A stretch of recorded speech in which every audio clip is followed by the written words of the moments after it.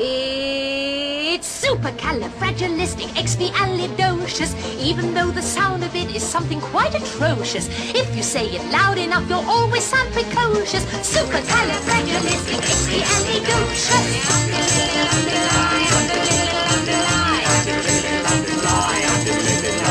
Because I was afraid to speak when I was just a lad. My father gave me nails a tweak, told me I was bad. But then one day I learned a word that saved me aching nose. The biggest word you ever heard, and this is how it goes. Oh, supercalifragilisticexpialidocious, even though the sound of it is something quite atrocious. If you say it loud enough, you'll always sound precocious. Supercalifragilisticexpialidocious.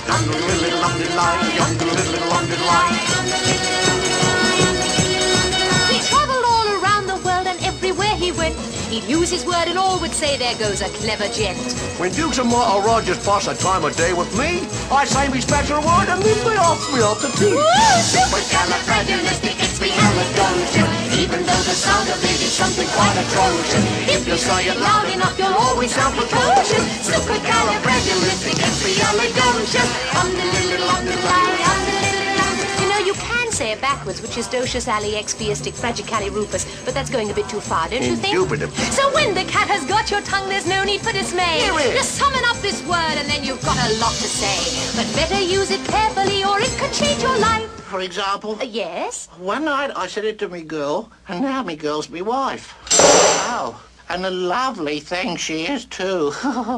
She's supercalifragilisticexpialidocious. Supercalifragilisticexpialidocious. Supercalifragilisticexpialidocious. Supercalifragilisticexpialidocious.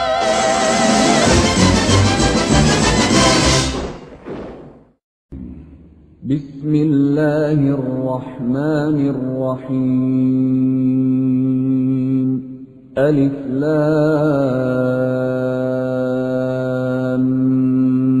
ميم صاد كتاب أنزل إليك فلا يكن في صدرك حرج منه لتنذر به وذكرى للمؤمنين.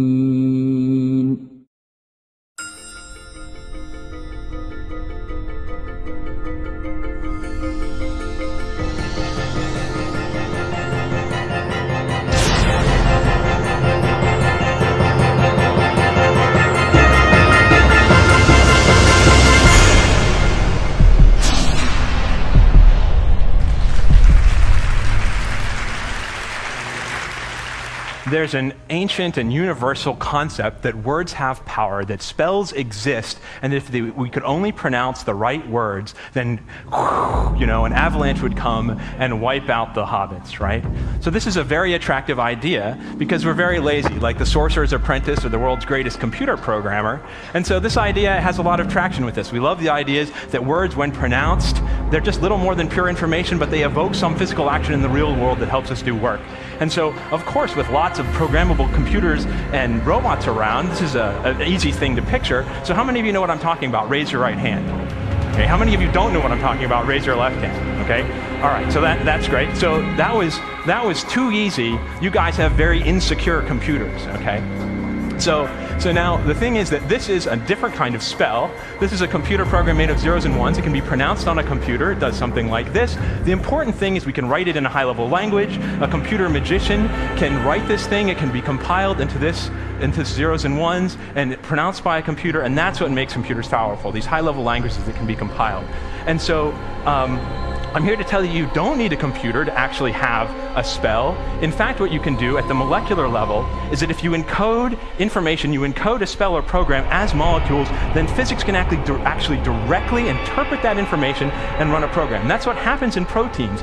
When this amino acid sequence gets pronounced as atoms, these little letters are sticky for each other. It collapses into a three-dimensional shape that turns it into a nanomachine that actually cuts DNA. And the interesting thing is that if you change the sequence, you change the three-dimensional folding, you get now a DNA stapler instead. These are the kind of molecular programs that we want to be able to write, but the problem is we don't know the machine language of proteins, we don't have a compiler for proteins, so I've joined a growing band of people that try to make molecular spells using DNA. We use DNA because it's cheaper, it's easier to handle, it's something that we understand really well. We understand it so well, in fact, that we think we can actually write programming languages for DNA and have molecular compilers.